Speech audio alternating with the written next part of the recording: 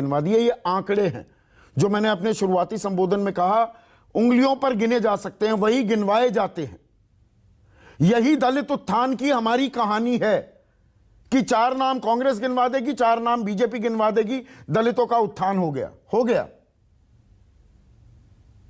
देखिए, यहां पर मैं काफी देर से इस बहस को सुन रहा था और हर दल ये कोशिश कर रहा है कि हमारे समय में दलितों पर और खास तौर से शोषित वर्ग, चाहे किसी भी समाज के वर्ग के हों, उन पर जुल्म और अन्याय नहीं होता है। पर हकीकत ये है कि ये इस बात को मानते हुए भी कि हम 75 वर्ष में अमृत महोत्सव मना रहे हैं आजादी का, ये बहुत पुराना सिलसिला है जुल्म और अत्याचार का, और ये एकलव्य के जमाने से चला आ रहा है।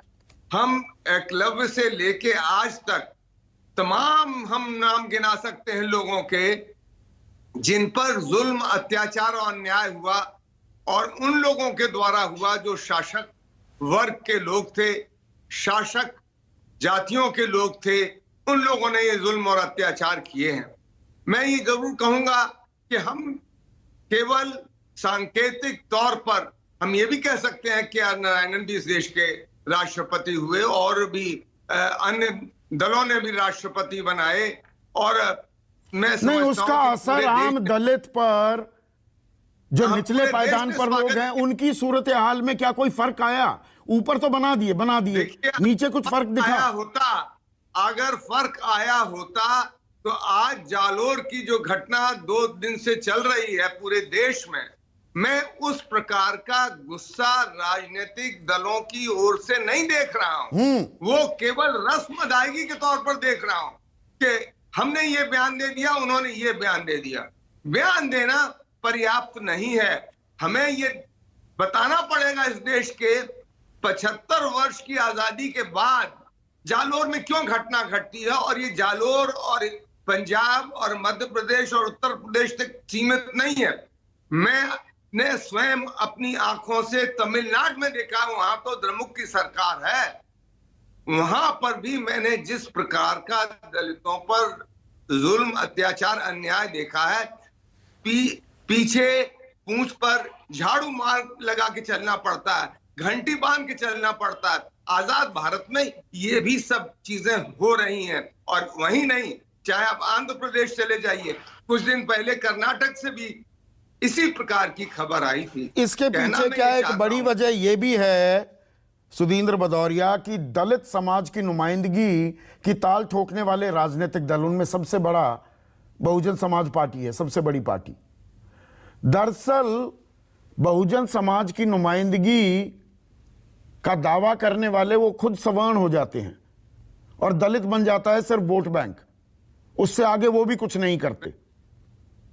देखिए, मैं ये जरूर कहूंगा, 2-3 ऐसे मौके आए जब परम पूज्य बाबा साहब ने अपने जीवन काल में करके दिखाया, मान्यवर काशीराम जी ने भी दिखाया, और मैं किसी दल के नाते नहीं कहना चाहता हूं, ये संसद गवाह है। दलितों के प्रश्न पर बहन मायावती जी ने इसी संसद से इस्तीफा दिया, और जिस प्रकार का उन्होंने प्रखर भाषण दिया था, इस बात का सबूत है कि उनके मन में कितनी वेदना थी जब रोहित वेमुला से लेके ऊना की घटनाएं घट रही थी, तो उन्होंने इस आवाज को बुलंद किया। जो दलित सशक्त हो जाता है वो दरअसल सवर्ण बन जाता है। क्या मैं गलत कह रहा हूं? वो खुद को दलितों का हिस्सा ही मानना बंद कर देता है। ये एक समस्या है आज की तारीख में।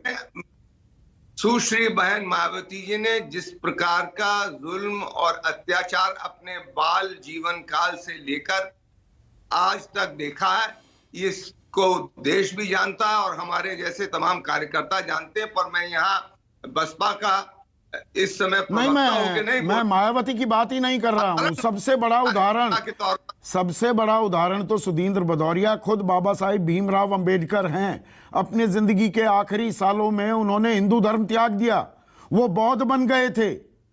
उनकी मौत भी हुई तो 1991 में याद आया हमारी राजनीतिक जमात को। अब कोई राजनीतिक जमात बाबा साहिब भीमराव अंबेडकर के जिक्र के बिना कोई बात ही नहीं शुरू करते। मौत हुई 1956 में, 1991 में तो उनको भारत रत्न दिया गया।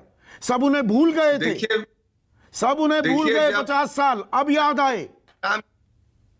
मान्यवर काशीराम जी ने, आपको मालूम है उसके पहले जनता पार्टी की भी सरकारें रहीं, कांग्रेस की भी सरकारें रहीं, अन्य लोगों की भी सरकारें रहीं, पर जब वीपी सिंह जी प्रधानमंत्री थे, आप सब लोग जानते हैं किस प्रकार का दबाव मान्यवर काशीराम जी ने और सुश्री बहन मायावती जी ने बनाया, जिसकी वजह से उस समय की केंद्र की सरकार भी मजबूर हो गई और बाबा साहब को भारत रत्न से सम्मानित करना पड़ा। और हम लोग तो मांग करते रहे कि मान्यवर काशीराम जी को भी ये सम्मान मिलना चाहिए। सरकारें कई आई, कई गई, कई बनी हुई है, किसी ने भी इस ओर ध्यान नहीं दिया। पर मैं कहूंगा वो उतना जरूरी नहीं है जितना ये जालोर की आज घटना, इससे पूरी हमारी चेतना को झकझोर देना चाहिए। मैं समझता हूं 75 वर्ष की आजादी हम कितना भी जश्न मना लें, पर एक घटना ने हमें पूरे देश को शर्मिंदा कर दिया है कि आजादी के 75 वर्ष के बाद भी जालोर जैसी घटनाएं घट रही हैं। शर्म आती है कि हम तो जालोर की घटना, अशोक भारती, क्या हमारी चेतना को झकझोर रही है?